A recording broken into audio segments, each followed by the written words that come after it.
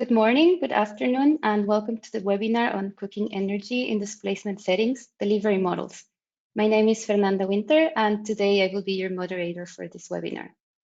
This webinar series is organized by GIZ in collaboration with the UNHCR, EnDev, UNITAR, GPA, MECS, and the Clean Cooking Alliance, and is funded by the German Federal Ministry for Economic Cooperation and Development.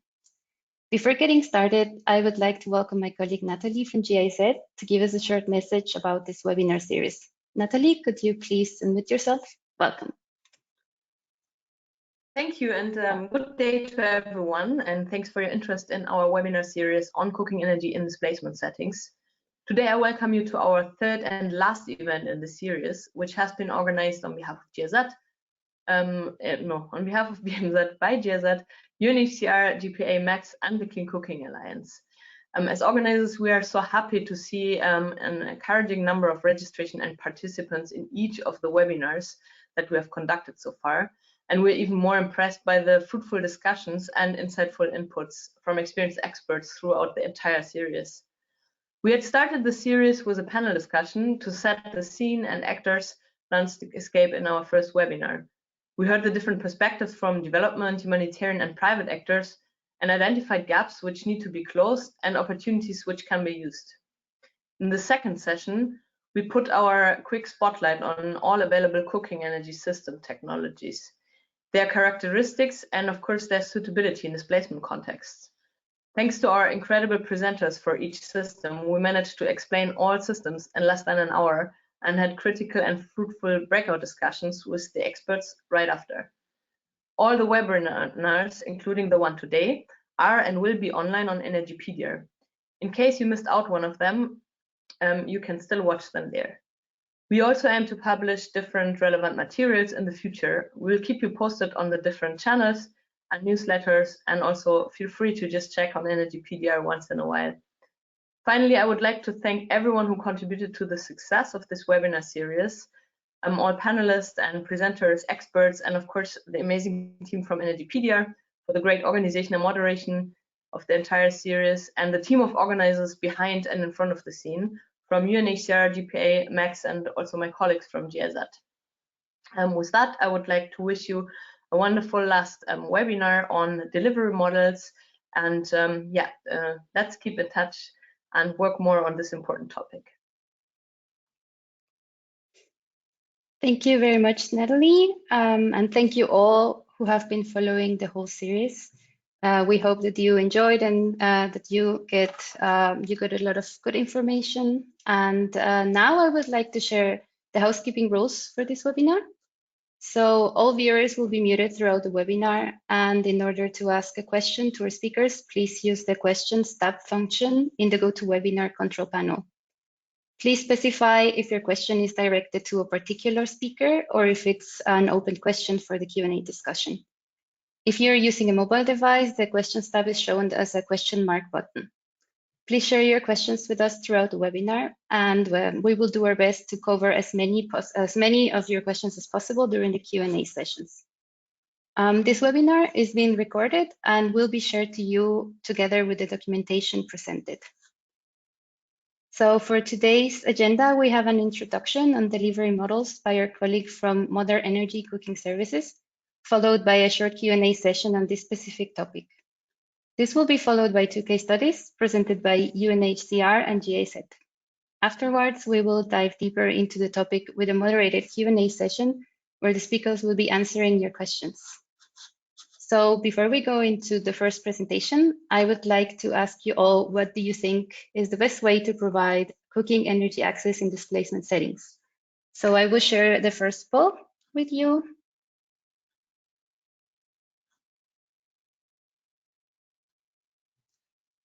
So please share your answer with you, either by free distribution, cash-based interventions, or with a service delivery led by private sector.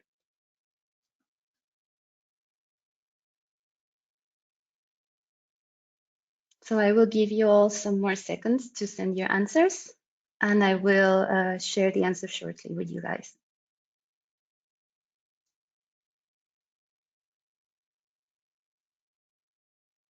So thank you all for your answers. And the majority, 47%, said that cash-based interventions are the best way to provide cooking energy access, followed by the private sector-led service delivery, and finally 16% only with free distribution. So thank you all again for your answers. And now we will hear it from Ivona from MECS on what are the different delivery models. Yes, delivery models and their features and why there is no one ideal delivery model. Ivona is the research associate on the Modern Energy Cooking Service program at Loughborough University, leading research on energy access in displacement settings. Ivona, if you could unmute yourself, the floor is yours. Thank you. Great. Thank you very much, Fernanda, for your kind introduction. And welcome, everyone. Thank you for joining our third webinar in this series on clean cooking displacement settings. I would just take us away. So Fernanda, if you could go to the next one. Great. So when we talk about energy delivery models, what do we actually mean? And while there might be no one sort of definition that we hear in the sector, not least the humanitarian sector, but more broadly in the energy sector, we go with the definition that was put together by our colleagues Rafaela Belanca and Ben Garside as part of the Energy Delivery Models guidebook. And that says that it's a combination of the technology, finance, management activities, policy support, legal arrangements, and relationship types required to supply energy to a group of people or end users. Some of the key considerations that have to be taken into account are the enabling environment, so what kind of institutions and stakeholders there are, the policies that exist that concern the displaced populations, any subsidy schemes or incentives that can support the delivery of energy services, as well as social cultural context. That's really important to keep in mind.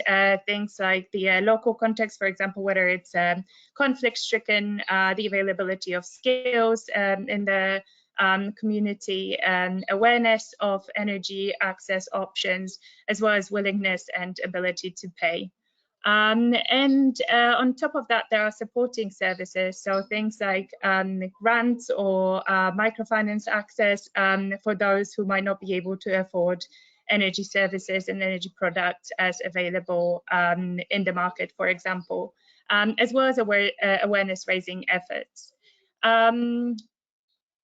I just want to stress that while we go with this framework for the purposes of this session, again, there are different ways of sort of looking at energy delivery models, and certainly they have to be considered as complex systems that are looked at holistically. And while we will be covering a number of common energy delivery models in the humanitarian sector today, there is certainly no one fits all across different contexts and locations.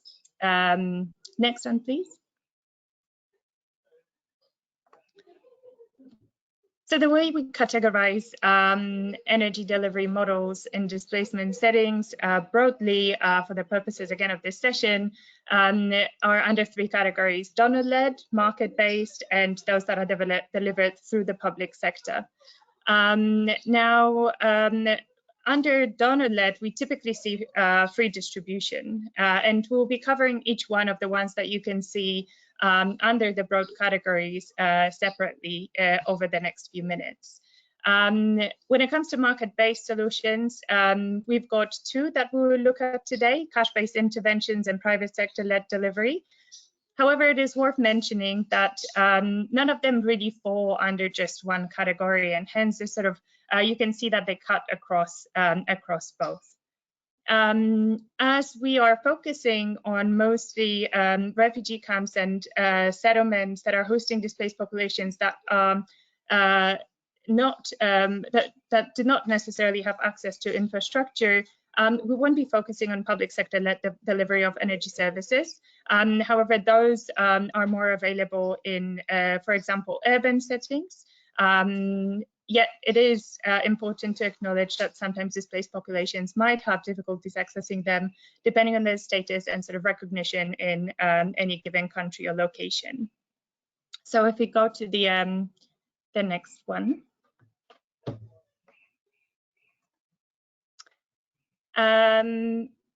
First of the ones that we want to look at more closely is free distribution, and you've already answered the question, so I'm sure that most of you, if not all of you, will be familiar with what free distribution entails.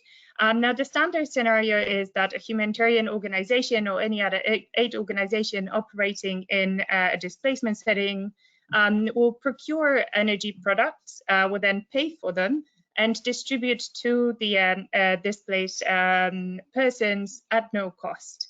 That means that they receive the energy products or energy services for free. They are very much sort of dependent on the availability of funding from donors or grant funding or other organizations that are willing to donate such products, and are very common in emergency response, particularly when it's very challenging to sort of build a longer term intervention, and that response has to be immediate to support the affected populations.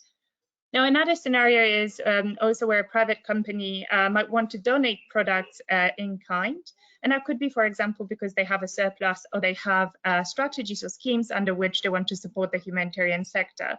In that case, UNHCR will typically check the quality of the products, give their clearance if the products meet the minimum requirements, and then will match the in-kind donation with the need of the operations on the ground.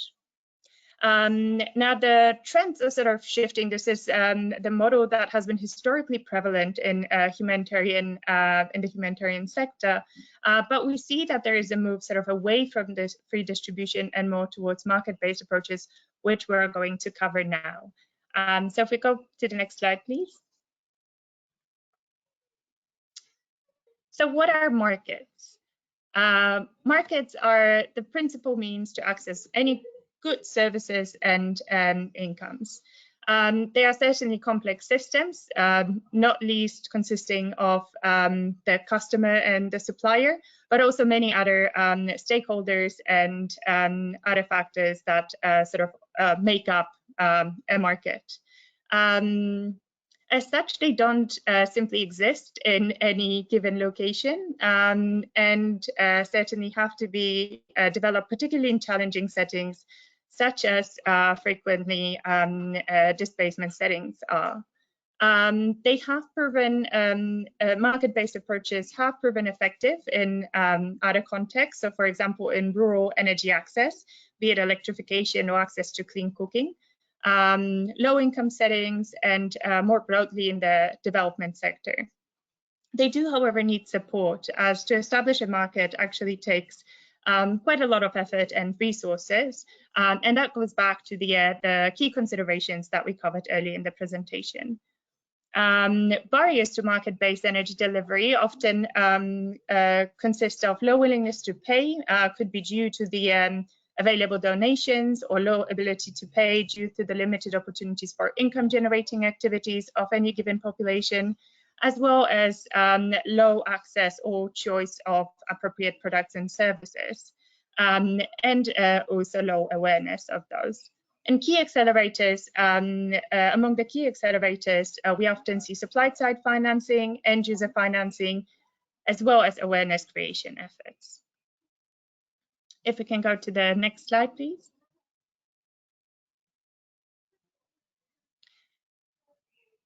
So one of the delivery models that is typically categorized as a market-based approach is cash-based interventions. And here again, I want to stress that while there is a clear market-based component, there's also a very strong participation of donors or supporting institutions that manage schemes that involve cash-based interventions. So we shouldn't necessarily look at it as purely sort of market-based. But it certainly relies on markets and services that meet the needs of persons affected by crisis, whether it's refugees or other displaced. Two of the most typical cash-based interventions include cash transfers and vouchers. Now, cash transfers are basically a provision of money to refugees or other displaced people, intended to meet their basic needs for food and other non-food items or services. This is also with the view to facilitate self-reliance and also more durable solutions. Now, vouchers, on the other hand, typically are in the form of a coupon or coupons that can be exchanged for a set quantity or value of goods, which can be denominated either as a cash value. So, for example, it can be a certain amount, let's say $20 US, or predetermined commodities or services. So, let's say 5 kilograms of maize or 10 kilograms of rice. They are redeemable with pre-selected vendors or often also at fairs organized by the agency. Cash transfers are generally preferred over vouchers, purely because they give those who receive them more flexibility to make their own choice as to what their top need is. And some of the delivery mechanisms include immediate cash, so that could be a direct cash transfer, or cash given through an agent, cash account. So, for example, it could be a prepaid card that a person of concern can use, or mobile money, or also a bank account. And then vouchers are typically either paper or mobile based, so they could be in the form of an e-voucher. Can please go to the next slide. Now, private sector-led models, in terms of the benefits that they can offer as an alternative to particularly free distribution, is cost savings to the organization who is in charge of the displaced population, but also to the end users, so the displaced themselves, as well as improved sustainability, particularly if there is a view to build the market for the long term and support private sector providers over the long term as well. And also better coverage of energy services. And that's due to the sort of efficiency of the private sector, who typically want to act fast once the market develops. Now, markets for private sector energy products and services are not always there, particularly in those challenging settings. So they can be very nascent or non-existent, and that requires then a very active and dedicated effort to start building them. They can be growing, so there's already some demand and some providers operate in the that given location, or they can be well developed. That means that they're very well functioning, and the displaced heavily rely on energy services and products provided by the private sector. They certainly require partnerships to make private sector engagement meaningful and successful. There are, however, common misperceptions among the private sector providers about what market and displacement settings are and how challenging they may be, and that's due to the perceived risk. Now, this means that there's again the need for sort of active support of the private sector to enter those settings. If we go to the next slide, please. So just a quick recap. There is no one-fits-all solution or delivery model that works for every location, every setting, and we certainly have to recognize that as a sector. They do depend on a number of different factors. They're very complex systems and require holistic thinking, as well as sort of very targeted set of interventions, particularly where markets are non-existent. They're usually blended. So as I said before, hardly do we see an energy delivery model that simply falls under one of the categories that we've presented and discussed. Typically, they will be blended, so they will exhibit sort of characteristics of more than one. There is a shift away from free distribution of energy products. However, in some instances, there might simply be no other way to provide energy access to displaced populations. And of course, the first circumstance that comes to mind is the onset of an emergency. Cash-based interventions are very well suited for locations where market-based approaches already exist, where the private sector already operate, and therefore that sort of facilitates access for the displaced to energy products and services with greater ease. And lastly, access to finance is key, either on the supply or the demand side, or best both. And this is due to the often limited ability to pay. Even if the willingness to pay is there, the ability to pay still requires support. And that could take shape of incentives or subsidies or other mechanisms that can alleviate the affordability barrier. So I'll wrap it up here, but we'll be diving into examples, and hopefully that will also give a little bit more of a view of how complex energy delivery models are and what it takes to implement them on the ground. Thank you very much. Thank you very much, Ivona, for a very insightful presentation. As you said, it is important to take into account that there is a complexity of all the factors in order to choose the right delivery model. And now I would like to remind all our attendees to write your questions in the question tab, so we can receive them and forward them to our speakers. And now moving forward to the next part of our webinar, I would like to share another poll question with you.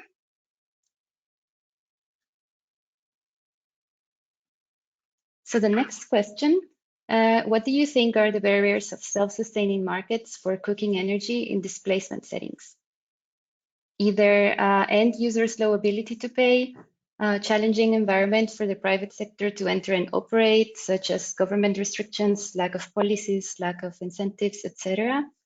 Lack of suitable products, competition against freely distributed energy products, or a lack of end user awareness. So I will give some more seconds for your answers to come in.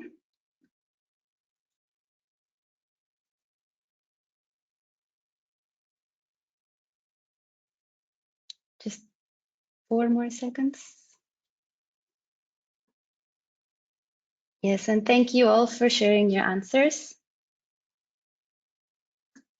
So here are the results. The majority chose end users' low ability to pay, followed by a challenging environment. Of course, the challenging environment includes many factors.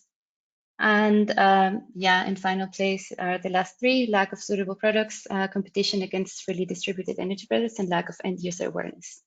So thank you all for your answers. As we can see, backed up by Ivona's words, there are really different barriers that depend on different factors. And with this in mind, I would like to introduce the next part of our webinar. So for the next part, I will introduce with you Mark Gibson, the operational lead of the coordination unit of the Global Platform for Action, GPA, on sustainable energy and displacement settings at UNITAR. Mark will be moderating our first Q&A with the topic, how can we best provide cooking energy access in displacement settings? Welcome, Mark. Great, thank you. And thank you everyone for joining us this afternoon or this morning, depending on where you are at this moment in time. We really appreciate your attendance. And thank you very much, Ivona, for what was a really good summary of what is a very complex topic, and to ask you to provide a 10-minute summary of that is a hard challenge, but I too learned quite a lot from that presentation, so thank you very much. We are waiting for some more questions to come through, so please, if you have any questions for Ivona, do drop them in the chat. There is one question there already, Ivona, so and this comes from Eva Lee, I believe, and the question is, I'm not understanding very well, how does private sector-led model be cost saving for the end beneficiaries as compared to free distribution? Yeah, thank you, Eva, for that question. I think it is one that can be, well, the answer to that can be, again, not necessarily very straightforward, and it can not always be very intuitive to think about private sector-led delivery as cost saving for the end user as well. Now, the reason why we see it as such is because frequently with free distribution, solutions tend to not last very long. That means that what you will typically hear in the humanitarian sector, the beneficiaries, or those who receive those products for free, will benefit from them for a given amount of time, but again, frequently there will be no follow-up, there will be no maintenance that is provided over the long term, and that means that often those solutions will break down at some point and might go into disuse and simply be kind of pushing people, towards the status quo, or back to square one, and that means that they will often be using inefficient solutions, frequently three-stone fires or other inefficient cook stoves, and that means that that requires more fuel. It also has its cost associated with the time spent collecting the fuel. It has its costs in terms of the impacts on health, and that can also be hindering productivity and so on. So many sort of externalities. And if we look at it again a little more holistically and in a way that recognize the complexity of it, then when you look at the private sector sort of provision of those products and services, there's a greater chance that they will actually last, that they will require less of that fuel. Perhaps that fuel will also be more easily accessible, and therefore those cost savings sort of appear on those different fronts. So perhaps it's not necessarily just monetary or financial cost savings, but also through all those other externalities. No, great, thanks, Ivona. And what I'm hearing constantly from your presentation is holistic, right? I mean, it's looking at the whole. It's, we can't sort of narrow it down too much. And I'd really like to sort of continue on this theme, actually, where we're talking about free distribution. As you rightly point out, I think it's the only solution we have when we're looking at sort of onset of an emergency, it is to do that. But again, through my own experience, and maybe from some of the experience of other colleagues on the call, I've seen little evidence of, improved cook stoves being with the sort of recipient after a week or two of a free distribution. Now, we tend to see these ending up in markets, and they've been sold. The end user, the beneficiary, have it becomes the most expensive item that they own, and they have many competing needs, and it gets sold for much more pressing needs than sort of clean cooking or what we're trying to achieve. Now, is this something you're familiar with? Is there anything that you've seen that might be able to increase the retention of improved cook stoves following a free distribution?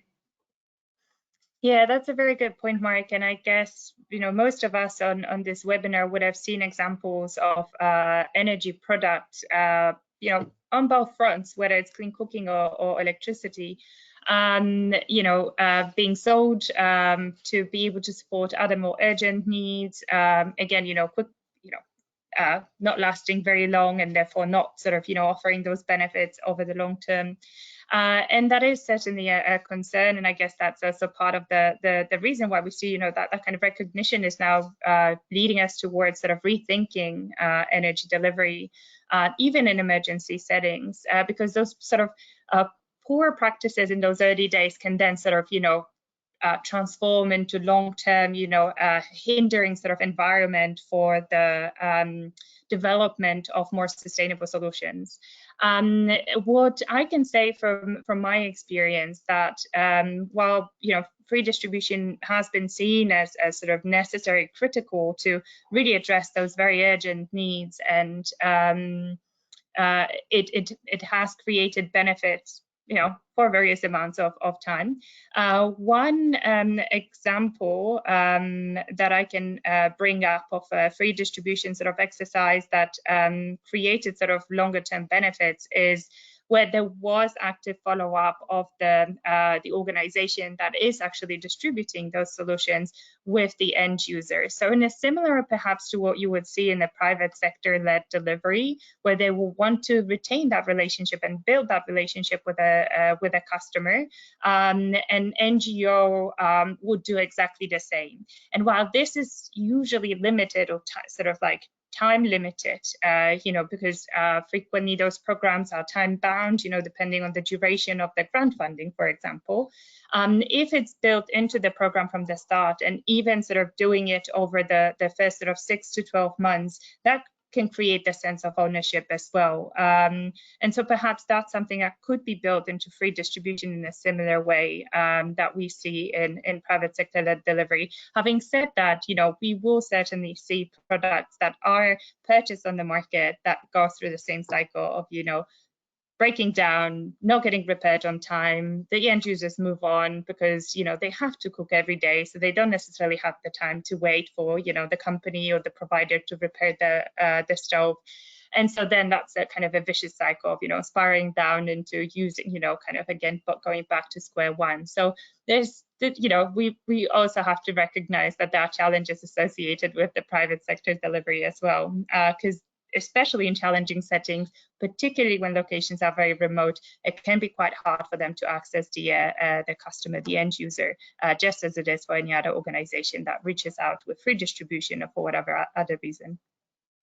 No, great. Thanks, Ivona. What I'm hearing there is that, you know, with a free distribution, you know, the intervention doesn't finish when handing the product over, right? There is a sort of short, medium, and long-term continued intervention to make sure the product, as you say, is still working, still being used, still available.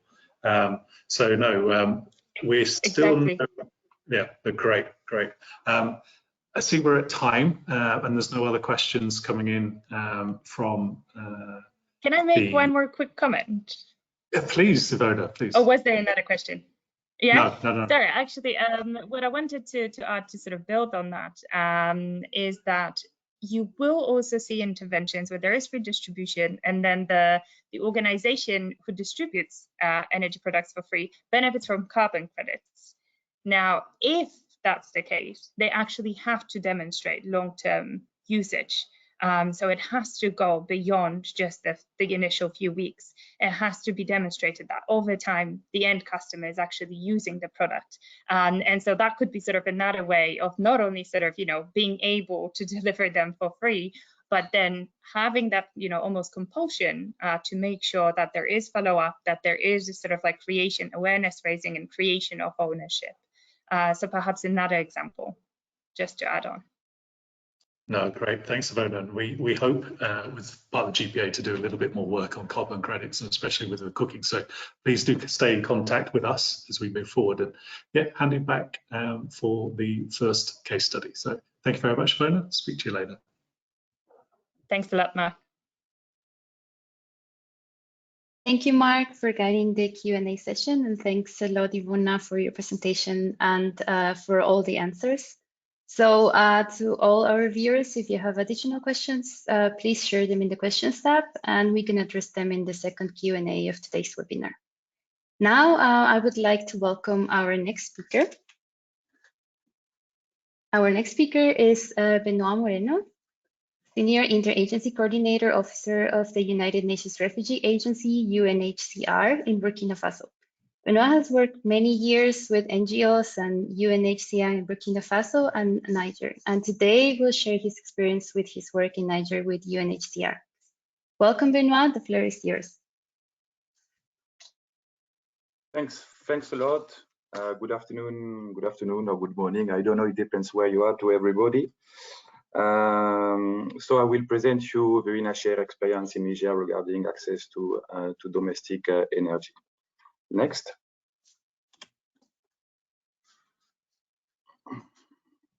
So quickly, the context of Niger, three main displaced situation, the Sahel Central situation with Mali and Burkina Faso, the Northwest Nigeria situation, and the Lake Chad situation where the project was implemented. So in total, 600,000 more or less displaced persons, including 250,000 just for the DIFA region. It's mainly a not of camp context. Just 10% of the refugees are in the camp, a camp called Siam Faraj, and it's a mix of the context, refugees and IDP. The region, it's important to mention it, is affected by desertification on 90% more or less of its territory. Next.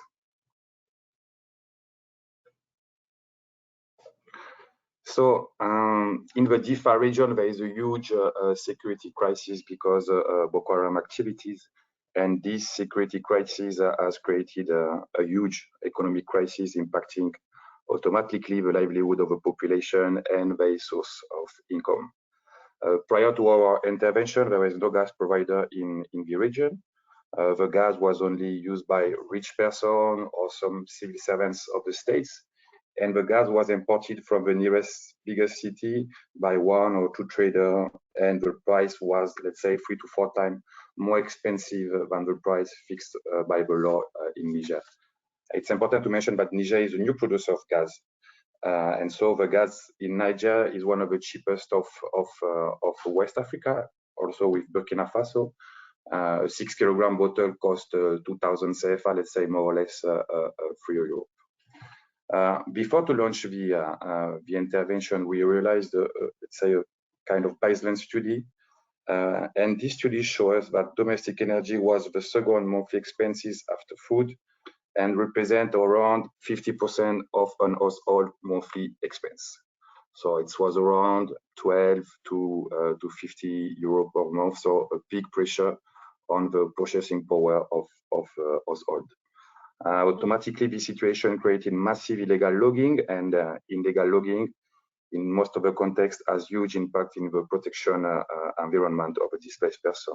So it could be in terms of tension with the landowners, but maybe most importantly in terms of sexual and gender-based violence, with important number of rape occurring during wood collection realized by little girls and women. The baseline we realized shows that more than 60% of the children were also collecting wood during school time. Next. So, next slide. Maybe you can see it. I will continue. So, regarding the methodology of implementation, I want to insist maybe on three key principles. The slide before, please. So the first one is the centrality. Yes, thanks. The first one is the centrality to find, let's say, a win-win partnership with the private sector to ensure the sustainability of the intervention. So for this, it was unpredictable to work on the same time on the demand and on the supply. So regarding the demand, the objective was to create, let's say, an important new and big market to the private sector. So what we do is that we subsidize the 6 kilogram bottle to 25,000 households, more or less 150,000 persons. Why to subsidize? And this is most of the time part of the debate regarding access to gas in the Sahel. Why to subsidize? Because for a vulnerable household, the first investment, the 6 kilogram bottle, which is a returnable gas bottle, is the main bottleneck to start to use gas. It's more or less 40 euro, and automatically for a vulnerable household, it's impossible to afford such an expense. And this, after this, the situation became totally irrational because it means that rich people who have a capacity to do this first investment will have less expenses in terms of domestic energy than poor people who are obliged to use gas. So the first thing was to create a huge demand through subsidizing. When this was done, we were confident with this new market, and the private sector was also confident with these new markets. So we worked with a Niger gas company called Sony, and because this huge demand, they realized with their own funds huge investment in the region. It was the setup of 5 LPG stations of 10 tons, the one you can see in the picture on the left. Also an LPG station of 80 tons, and they set up around 50 selling points across the region. So with this huge investment, it was for us the guarantee of the sustainability of the mechanism. Next. So the second key element for us in the implementation was what I want to call a form of collective intelligence between UNHCR, the authorities, the private sector, and also the donor. At the beginning of the intervention, to be frank, everybody was thinking we are a bit crazy now, because we were introducing 25,000 bottles of gas in a very insecure area. So what we did collectively with authorities and private sector, we work a lot with the security forces, and also we analyzed together where the security situation was maybe a bit better to set up the LPG station and the selling point. Also, what was interesting is that even if it was the first such experience for all, everybody, the donor, the authorities, us, everybody agreed that the intervention should be massive to have an impact. For example, at the beginning of the project, our target was 5,000 households, and it's the donor, it was the European Union, who pushed us to upgrade the target to 25,000 to ensure the permanence of the mechanism and to support the installation of the private sector. The third key principle for us was to minimize what we can call the humanitarian footprint. That means that during all the implementation of the intervention, no NGO, no international NGO. For us, what we focus on is to implement the intervention not through traditional partner, international NGO, but that all the mechanism, all the project should be implemented through local authorities, traditional leader, and also Niger technical services, such as the one of energy, environment, or trade. So we created a committee, and this committee was in charge of all the process of implementation of the project. For us, it was also very important that the targeted population was not approached as a beneficiary of a gas project, but as new gas consumer. So what we did is that we set up for 3 months at the beginning of the intervention, a voucher system to create from the beginning a relation between the new consumer of gas and the selling point set up by the private sector. So no actors were supporting the targeted population to do the refill of the bottle. Also extremely important to minimize the humanitarian footprints was the sensitization through the community. And maybe one of the main elements was that we recruited 150 community members. We trained them, and they realized door-to-door sensitization using an extremely simple monitoring tool. This is the one you can see on the screen.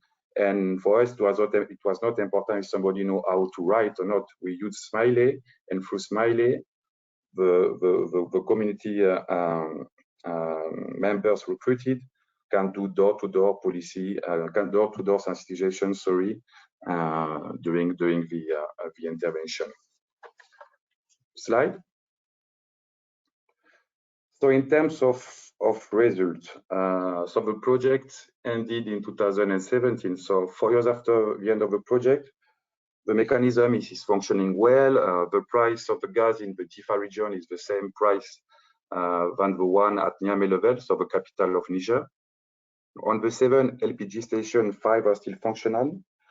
2 have been vandalized by suspected Boko Haram elements. Proportionally to its population, now the Difa region is the region of Niger with a higher rate of gas consumption. And the estimation of the private sector is that 10 to 15,000 additional clients are now using gas in the Difa region. Regarding the population, around 60% are still using gas, and I will explain at the end why maybe we failed in some elements. Slide. So for us, one of the main results of this intervention is maybe its economic rationality, let's say its value for money. And it's also on that way that we negotiate with a donor. It's important to understand that in such contexts like DIFA or other contexts in the Sahel or across Africa, with so much needs, a limited fund, it's impossible to pretend to increase the incomes of a lot of people, because the support to livelihood activities costs a lot. And even more in the case of DIFA, because the economic crisis do not offer to us a lot of leverage to support by livelihood activities. So that's why we focused more on how to relieve the purchasing power for a lot by reducing sustainably, more or less by 50% by monthly expense in terms of domestic energy, gas being more or less 50% cheaper than wood in the area. To continue again with the economic rationality, it's clear that in the Sahel, it's cheaper to protect the environment than to restore it. The Regional Directorate of Environment of the DIFA region did some calculation that shows that if 20,000 households are using gas, 800 hectares of wooded savanna are saved per month. I say per month. And we discussed with FAO colleagues, and we asked them how much it costs if we want to do reforestation or restoration of 800 of degraded land, and they told us it's $500,000 US. The project cost in total $2 million US, including UNHCR staff, etc., etc. So it means that it's clear that it's better to invest in gas than to start long-term restoration program with sometimes few impact. Slide, and it will be to conclude. So to conclude, in terms of space for improvement, the main failure of the project was the impossibility to provide 2.75 kilogram gas bottle instead of 6 kilogram bottle, mainly to extremely vulnerable persons. I said before that 60% of the people are still using gas. And so apart from the ones who abandoned gas because the destruction of LPG station by suspected Boko Haram elements, the majority of that abandoned gas was because they financial inability to pay €3 at ounce for one refill. Unfortunately, the 2.75 kilograms bottle is not accessible in the market in Niger. It's available in Burkina Faso, but maybe in the next intervention we should push the private sector to introduce again this little bottle. To finish, let's say that much remains to be done collectively to move a bit, maybe more quickly. For us in the Sahel, at any time in a place, in an area where gas is cheaper than wood, we should support people using gas. Sometimes maybe we think too much and we intellectualize too much our approach. Domestic energy at this time is not part of any humanitarian response plan. We speak a lot about environment and climate change, but there is not yet appropriate funding to support access to domestic energy. And also, since decades, there are few results regarding alternative domestic energy in the Sahel. No? Solar coal, ecological charbon, improved coke stove, etc. So it gives the impression that we are constantly reinventing the wheel, multiplicating initiative, but not taking into consideration past experience and the rationality of households. So for us, gas should be central in the response in terms of domestic energy in the Sahel. It do not mean that we have to stop to think about alternative solution to wood and gas, but maybe it's important to separate sometimes the time for action and the time for research. And maybe for the time for research, we should more support soft-to-soft cooperation, especially with countries with India or China, where they are moving quite quickly regarding alternative energy. Thanks a lot. Thank you very much, Benoit. It is very interesting to know what is being done in Niger and what your experience was there. I think it's very valuable that we get to see what is actually being done. And again, to all our viewers, I want to remind you to write your questions in the question tab. If you have any more questions for Benoit, or you have any questions also for Ivona, please send them to us and we will direct them later.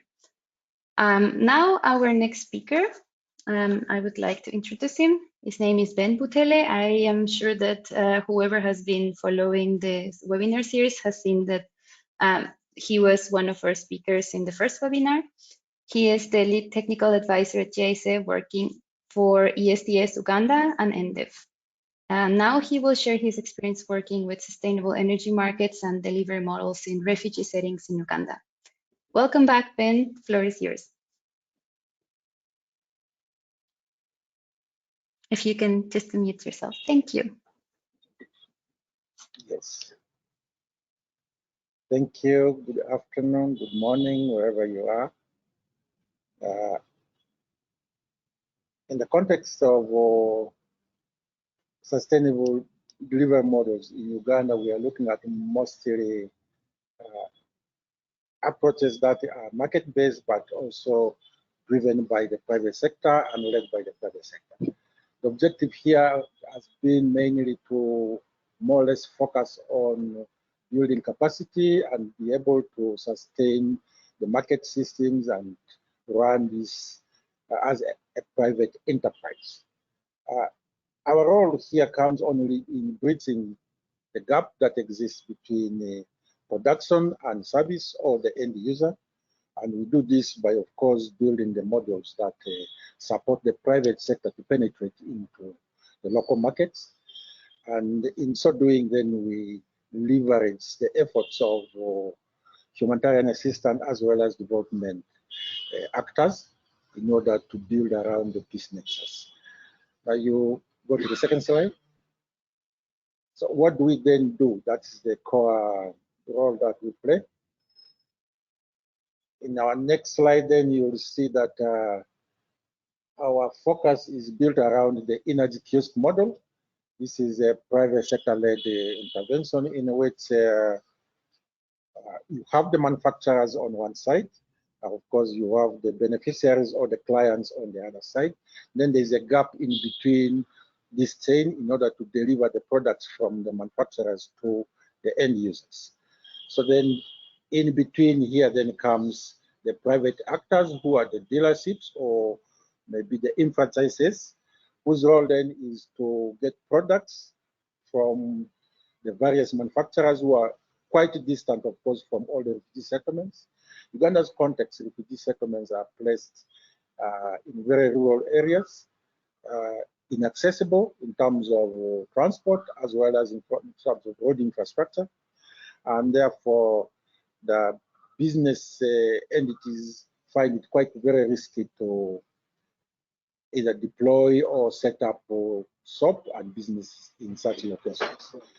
Then that means our support comes in a way of then improving on the delivery chain, as well as also building the hubs or supporting them to build the hubs through which then the products can be channeled from the manufacturer to the end user.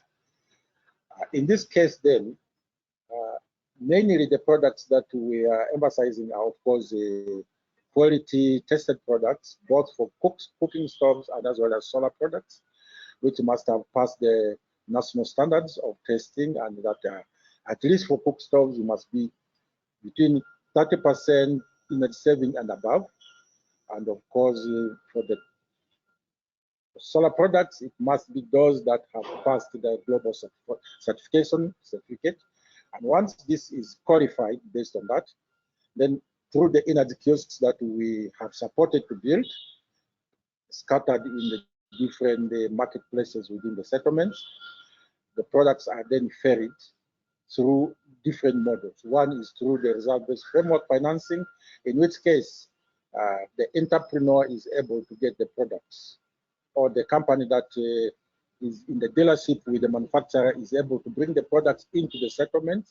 Our role takes away the cost of the delivery. For instance, if it is manufactured, let's say, at the nearest city, from the city to the settlement, that cost of transportation is covered through a local subsidy. And the subsidy does not imply that you are reducing the cost of the product, but it only leverages the cost of delivery and the risks associated with that, so that this product will cost more or less the same as the market value for which it has been sold in the urban centers. So by doing this, then we are linking the end users, that is mostly the clients and refugee and hosts, to the products that are of high quality, high grade, and that have been able to at least, they are able to access them within the nearest marketplaces, for instance, in the kiosks or in the vendor hubs, wherever they are being set up. The other thing is also that it creates more opportunities of business for women and youth groups who run these energy kiosks and hubs, and therefore they are also able to earn livelihoods through supporting the market chain in the distribution, sale of the products through the last mile. The other advantage of this, also related to this, is that the manufacturer now will have a continuous delivery pathway because the market exists, and indeed the end users have an increased awareness about the products, and therefore they are willing to buy these products. However, of course, there are challenges related to that, which I will mention much a bit later. But overall, what we see in this is that products that could necessarily not be accessed because the manufacturers or the dealers will not like to invest their meager resources in taking products to those distant locations are now able to move to the last mile. In so doing, that means this impacts positively on the communities by accessing clean cooking energy, increased health and well-being of the population, as well as also less vegetation being cleared for cooking.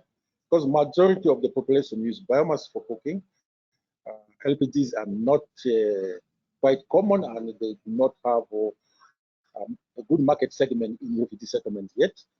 And the other thing also is that by improved cooking technologies that are introduced, the households spend less time in collecting firewood. There are less risks of gender-based violences because the cooking fuel that either is gathered or procured within a day can last for several days, other than the previous time when they would only get it, and a lot of fuel will be used, and they will return to the same risk environment to collect more fuel. Also, in additionally, the productive users are able also to use, for instance, in the small eating places, restaurants, cooking places, they're able to use these technologies, improve cooking ovens to bake bread, to be able to cook in restaurants, and this also increases income levels of those productive users. The next slide. So this then drives us to what are the challenges that developing the markets, supporting the private sector come with. There are a lot of challenges, of course, in the space of refugee settings. One of the key challenges is that, of course, getting the RBF partners, the result-based framework partners, is quite challenging because they do not see the benefit of, for instance, taking their products to all that, because a lot of damage can happen in transit. For instance, a truck that carries 500 stops might probably be able to deliver about 350 or 400. That means about 20% can be damaged because of the nature of the roads. How then will they have met that risk and mitigate it? It's then through the result-based financing, which then helps them to buffer the cost of transportation, delivery, and distribution. The other challenge also related to this is that there are not so many people who are trained within the local communities in terms of M&O, fixing, repairing those devices, as well as the cooking technologies. And most times it has to be then the companies, the result-based framework companies, that must build a network of people to support them, to do customer care, customer visits through homes, and this is very laborious and expensive if they have to start from scratch to build up the whole network. That's a bit also costly at the same time. The third challenge we also experience, we have recorded, is that still very many development partners, especially the humanitarian agencies that draw their financing from donors, continue to distribute cooking technologies free.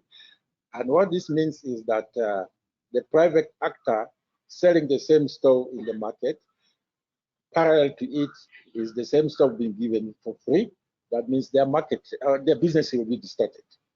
And another thing also closely related to this is that many of these free distributed stoves do not take into consideration the interest of the end users. In most cases, they try to procure the stoves that are, of course, the most cheapest in the market, not necessarily the most wanted or needed by the refugee and host communities. At the end of it, these stoves that are being distributed are not utilized. Some of them are being used as tools in households. Some are just abandoned under key sets and not used, and they end up still coming back to the energy kiosks to try and procure the type of the stove that fits their interest and purpose. So a lot of resources are wasted in this case, but also the other thing is the market is not, the market gets also distorted in terms of products that are not necessarily being sold. The other challenge related to this is that information to clients is not sufficient in terms of awareness, because when humanitarian agencies distribute stocks, they do not do after distribution awareness. They do not do maybe sensitization in terms of cooking demonstrations to show how these cook stoves or these technologies can best be used. You find a household has received a certain stove X that they even do not know how best to utilize it.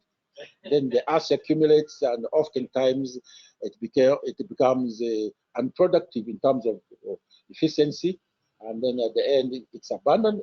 And yet that is not the main problem. The problem is the user awareness as well as the after-sale education for the beneficiaries.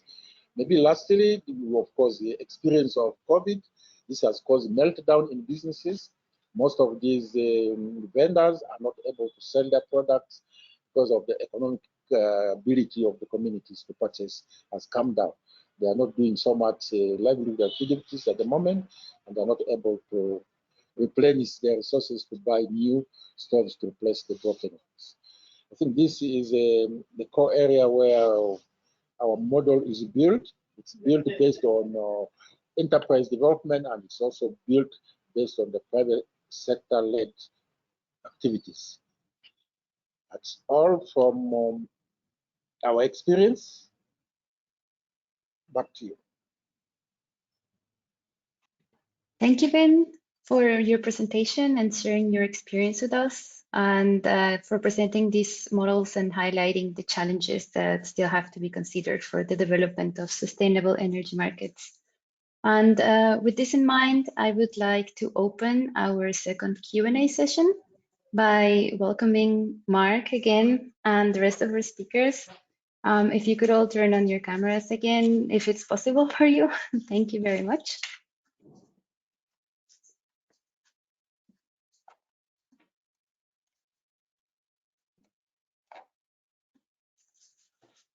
So this Q&A will be based on what the barriers are for self-sustaining markets for cooking energy in displacement settings. And you can just, we will be answering your questions now to all the panelists, including the ones that were not answered in the first presentation, in the first Q&A. So just send us your questions in the chat box, in the question box. Thank you. Back to you, Mark.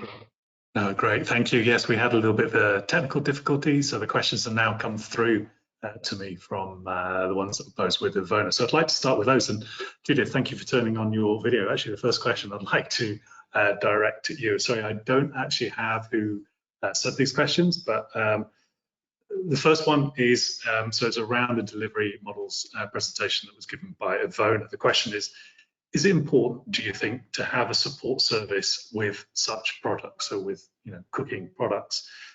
Cube, QUBE, are establishing a aerobic digestion doctor service where the company has boots on the ground, where individuals' camps have problems on the ground. Now, Judith, as a sort of implementing a market-led solution, how important is it to have boots on the ground and servicing and managing the delivery? Over to you. Thank you, Mark.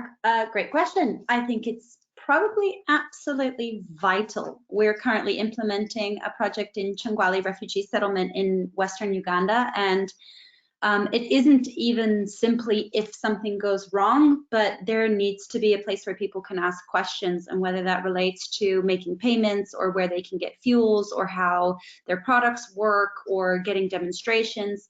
I do think it's so important, especially before you have a significant market penetration, to have somewhere where people can get the information that they need and the support that they need. And I think it's something that came up in the models conversation. Post-project, how do you continue to make sure that those services are available? And this is where I do think that things like blended finance, and as Ivona pointed out, super importantly, things like carbon finance and alternative revenue streams that make it important to retain those customers, not just acquire a person who's using a product, but to keep them happy, keep them using it, make sure the services are available, make sure the fuels are available. That's where I think these blended models are really important. That's where I think the private sector is very important. And the incentives need to be there for the suppliers, the distributors, but also the end user, and all of those things making sense post the finish of a project or a sort of time-bound intervention. Those things need to make a lot of sense for it to have lasting change and to continue scaling, to make sure that more and more people gain access, and that the initial project is to establish and de-risk something rather than it being as time-bound intervention as it has, I think, more classically been. No, great. Thanks very much, Judith. Krista Roth, I think we have on the panel. So if you're there, Krista, I have a question for you. And the question is, what would be the incentive to communities relying on conventional cook stoves and firewood and enjoying the smoking taste in their food to shift to modern cooking technologies and cleaner fuels? Krista, are you there?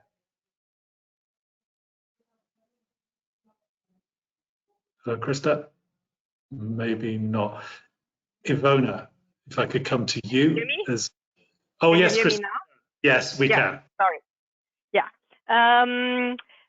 Well, the question, there are two questions actually that I would like to bounce back, because what is it that you would call a modern or a cleaner cooking solution? So my experience is that people first of all want to solve the problems that are imminent for them. So if they only have access to firewood that they collect outside the camp, it is, like Judith also answered, if you do not have access to the fuels that you would need if you want to shift technology, then don't even start shifting technology, because then they won't take it because they can't use it. So we've just done a user-centered design approach in Gambela in Ethiopia. And what was very surprising is that a simple clay stove that can save maybe 30–40% of the fuel was the preferred model over anything else that was more efficient or more sexy or whatever. Because they said, first of all, they want something that is closer to what they use already. They use at the moment the open fire with either elephant grass or firewood. So without changing any habits on how to use those fuels, they can use the other stove, and then they they can then go and keep their habits. But their biggest issue or their biggest driving force was, yes, saving firewood, but for the reasons of not getting exposed to violence and security issues while they are out there. So that is a very, very strong driver. We have reports from the Energy Focal Point, from UNHCR, from Gambela, that all the 20 stoves, pilot stoves that were distributed in the camp for free as being a pilot to get user feedback are still in use, all 100% of them. And I'm still trying to come to terms with that information, because my experience tells me no, it's not 100%. But on the other hand, the problem is so huge. People are normally cooking outside. It's a very windy place, and they have cut in half their firewood procurement, meaning instead of going out 3 to 4 times a week, now they go out 1 to 2 times a week, to be confirmed once we can talk to the users.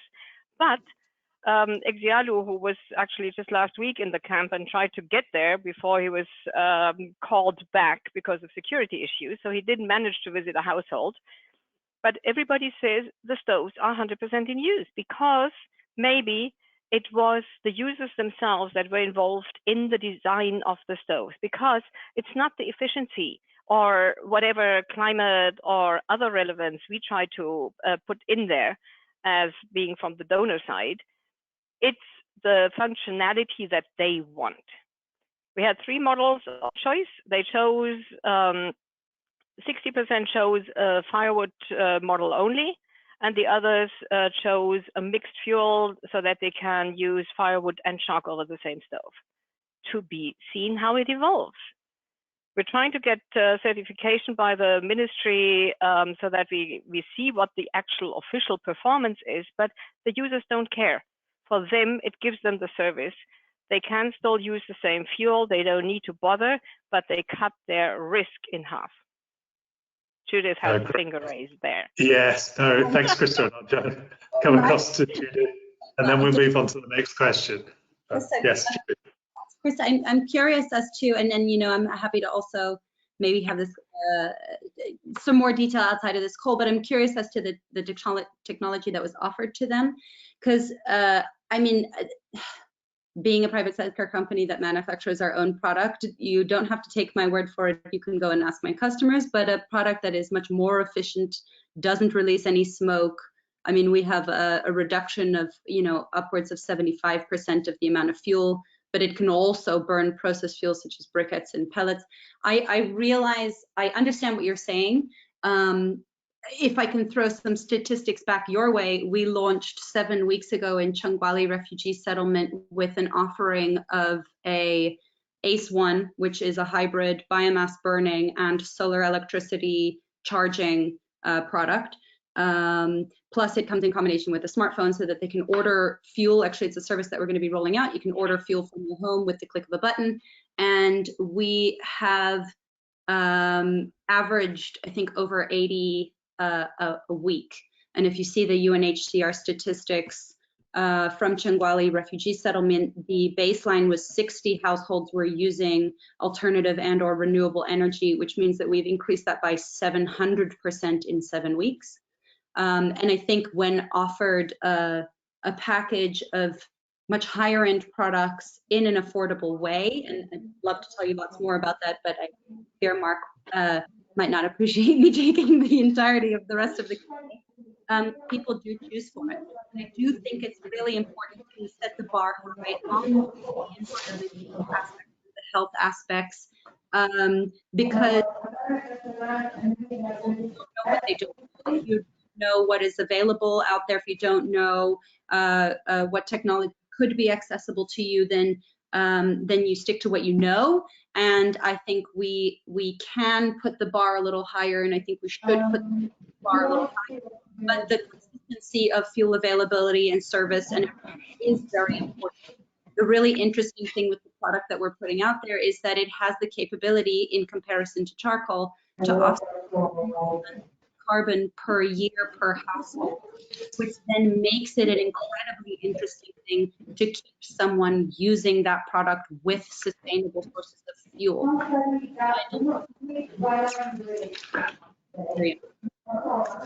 Judith, thank you. Yeah, Krista, if very quick response. Back to that. Yes. I don't think it's an either-or thing. We need to offer a whole range of products for people to choose. And what I was trying to stress is that the people in our, to be honest, very small trial yet, because we weren't able to scale up yet, is that they were involved in the design and they were able to choose out of the 14 models of stoves that we brought them what they wanted. We started off with a cookout so that they could see and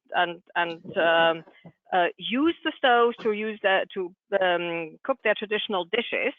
And then we realized that the two so-called improved stoves that had been distributed by some other agencies there, they were set aside and they were switching to clay stoves because they said, well, they can't crank out enough heat on the other ones, and they had some good reasons on why they didn't like those stoves. So we asked them what their dream stove would look like, and we ended up with a series of different clay stoves, which also helps because there's no resale value, or let's say the risk of reselling is rather low. But I believe in giving people the choice. Instead of me choosing for them, give people the choice and they will be happy because then they own it. Even if you give it out for free, if they have had a say in that, the risk that they will resell it or do something else with it is reduced. Well, but to be proven. Great, thanks, Krista, and best of luck for both projects as we move forward. Look forward to hearing those. But if what I've taken from that, there is no silver bullet to a solution. You know, the end user preference is key. And if you'd like to know about more about end user preference, please do watch the video of the second workshop you can download from Energypedia, where Krista gives a really good overview of the topic. And as regards to the answering the actual question, I think we actually see quite a bit of fuel stacking. You know, where people do choose a modern fuel like LPG because it adds these savings, where there is a particular food type which actually tastes better, they then may result back to, you know, cooking on an open fire to give it flavor, as we do when we enjoy barbecue over the summer. It's no different. I'd like to move on, and Ivona, if you're available, a couple of questions for you, and then I'll move on to Benoit's presentation. So Benoit, if you're ready for after Ivona. Ivona, there's two questions here, and I'd like they're pretty similar in nature, so I'll ask both. Maybe a criteria to address appropriateness of delivery model should be considered whether we are truly emergency response or a protracted displacement setting. So I think the question is, where are we? And then the second question is very similar. With energy delivery models, we are assuming that POCs have access to cash and livelihood to generate income. But what would be the solution for market-based interventions in the case of no cash, no access to work? So yeah, if you could answer both questions, it's similar in nature. Sure. Yes. Not easy. It is extremely difficult to, you know, even consider market-based approaches in private sector participation in locations where there is no access to these support mechanisms, or, you know, sort of the financial support or even opportunities to generate income. And these will tend to be the sort of onset of an emergency and then sort of immediate aftermath. Oftentimes, over time, in refugee camps, in settlements that host displaced populations, whether internally displaced or refugees, there tend to be some microeconomy that develops for reasons of people wanting to satisfy their basic needs. So there might be very limited opportunities for that. And I think we can sort of capitalize on that and sort of explore them. And again, look at that delivery model from, you know, kind of end to end, rather just thinking oh, is an LPG, sort of solution going to work if we bring this company and then provide this level of subsidy? Is this feasible? I think we need to take a step back and really sort of understand all the different sort of capabilities, capacity, skills, awareness, willingness, not just of the end users to pay if they're already paying for anything at all. And that is often the case. We assume that people don't pay, that they just collect. But the reality is that for all energy fuels, people frequently pay quite significant amounts. Who are the interested stakeholders? The interests of the private sector. How can we better engage? And I mean, Judith, you guys have ventured into those settings and really sort of getting to understand them very well. And how can we support other companies to do the same, to follow suit and to sort of express that interest and then willingness to actually understand what it takes to build those partnerships, to forge those partnerships. And I think that's incredibly important, because it's true that the private sector often will not just go there by themselves. Some companies will, and they might have the capacity to actually support those operations in the early days, cross-subsidize where they've already reached scale or have significant operations elsewhere, and then support those operations in early days in locations where it is more risky and it is more challenging, and those prices might have to go up. And I think it's sort of, I tried to address it in my answer in the chat, but the reality is that often there will be some level of support that is necessary. So be it grant funding, be it sort of end user financing through subsidy schemes. Unfortunately, often at national levels, those subsidy schemes don't tend to include refugees. How can we change that? How can we be more inclusive in designing those financial mechanisms that really genuinely leave no one behind? Pay-as-you-go schemes and other similar sort of mechanisms that can alleviate that burden. I hope I'm addressing the question, but I think these are very critical factors to consider. Yes, thanks, Ivona. Yes, Judith, as long as you're quick. Very quick. I actually think, Ilona, what you said earlier about including carbon revenue actually is a little bit of an equalizer, because the thing is, if you're not talking about subsidies to end households, but rather purchasing carbon offsets for an agreed price, then it doesn't really matter who generated the offset as long as the evidence is there. So I think that could be a great equalizer, and it addresses the affordability issue in situations where there really is very, very limited affordability and ability to pay. No, exactly. Great. Thank you both. Really interesting. We've only got a few minutes left, so I can have one question to Benoit and then one question to Ben. So Benoit, if you're on, there's a lot of questions for you, but I'll just highlight a couple, and we'll make sure we get these answered after and sent back. The first one is the subsidy for initial investment of the LPG gas is interesting and has been tried elsewhere. The question is whether the people of concern are able to sustain the cost of gas filling. It will be interesting to learn the sources of income in the Niger humanitarian settings to support these kinds of interventions. So Benoit, if you're available to answer that question. Yep. Yeah. Okay. As I said, the key should be to have less big bottle, so the 2.75 kilogram bottle, because the refill will be in around 900 CFA, 1.4 euro. But as I said, also in the market in Niger, there is not this kind of bottle, but in Burkina, when we plan to implement the same intervention with the same methodology, there is this kind of bottle. So this for us, it's the key. And I don't think that we should support, let's say, any kind of livelihood activities in parallel to this intervention. Why? Because we already reduce the expense in terms of domestic energy. So I want to say we did our job. And also what we have to take into consideration is livelihood activity are extremely expensive. So you cannot reach a lot of people. But what we can do, I think it's more maybe the complementary with other actors. For example, in DIFA, the targeted population was the targeted population of WFP for food security.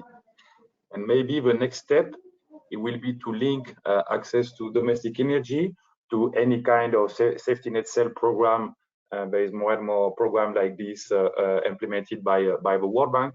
And also we saw that the World Bank in the side is more and more interested to support the energy component and access to gas. So maybe there is some space for improvement, integrating gas intervention in social protection program.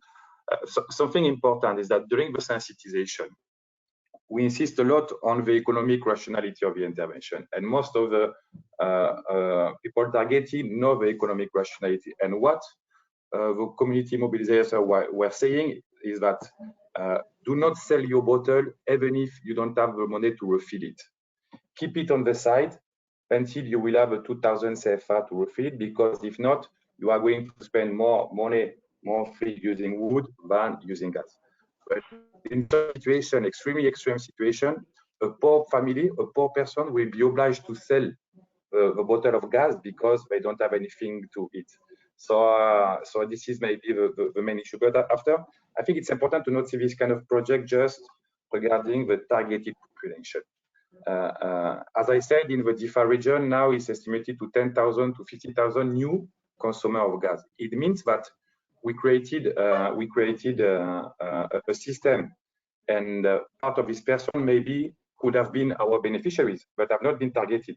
So for me, the most important is what do we create? Do we create a market, a sustainable market? Is still functioning? Okay, some are stopped using gas, but globally, one specific area, one specific region is increasing its consumption on gas, and maybe this is the main important indicator. Great, thanks very much, Ben. As I say, there's a lot of positivity in the questions, and we'll make sure those get answered afterwards. And we have time for one question to Ben, if you're still on the line, Ben. And the question is, thanks for the great presentation. With regards to results-based financing, how would you deal with the results validation? Does it suppose a significant additional cost? So, Ben, are you online to address that question? Yes, hello, Ben. In our approach, the validation is done through independent verifier, which is brought on board at a specific interval of the various transactions that have been done. For instance, the result-based framework companies are the ones that will request for verification of the data, but they collect this data on a very periodic interval in terms of either in terms of the telephone contacts of the clients, or maybe the attestation numbers for refugees who do not have telephone numbers, or in terms of GPS coordinates of the household. Then we commission through another framework, independent verification company to validate these cells. This is against which then the company for the RBF is paid. The objective of this is that, of course, the RBF companies may be having salespersons in the field whose data sets may not be quite accurate, but then the independent verifier supports this by validating. Of course, randomly, not exactly every cell is verified, but sampling is done in such a way that at least if they can pick out 30% of those on that list and be able to inquire by telephone calls or by reaching the household to see whether the stoves that have been bought are being used, or just through a telephone conversation with the client to see whether they like the product and whether they're using it, how they got the information about the product. That is then aggregated into the data on which the company is paid. No, thanks, Ben. It seems a very light touch to validation, and I assume it's proving very successful. So far, so good. No, great. Well, thank you very much, Ben. Unfortunately, that is the last question. So I'd just like to hand back to the facilitator, and thank you everyone who's on the panel who answered the questions, and hopefully we'll be back soon to speak to you. Okay, that's it from me. Thank you very much. All right.